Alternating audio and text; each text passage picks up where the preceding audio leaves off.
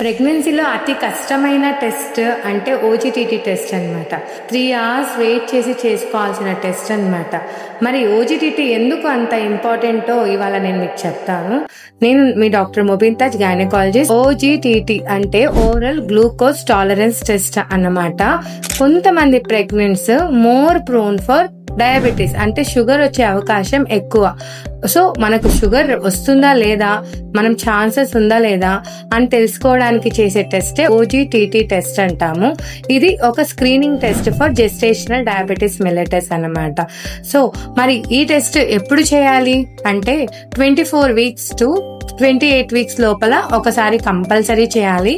Entire ప్రెగ్నెన్సీలో once compulsory. Pregnants more than 35 years, obesity, family history of diabetes ఉన్న are previous ప్రెగ్నెన్సీలో sugar వచ్చిన వాళ్ళు ఉన్నా చేసుకోవాలి. సో మరి ఈ టెస్ట్ ఎలా చేస్తారంటే పడగడుపున రాగానే శాంపిల్ తీసేసుకుంటారు. 75 grams ఆఫ్ గ్లూకోజ్ వాటర్ ఇస్తారు. సో ఆ గ్లూకోజ్ వాటర్ తాగినప్పటి నుంచి 1 hour కి 2 hours కి బ్లడ్ టెస్ట్ చేస్తామన్నమాట.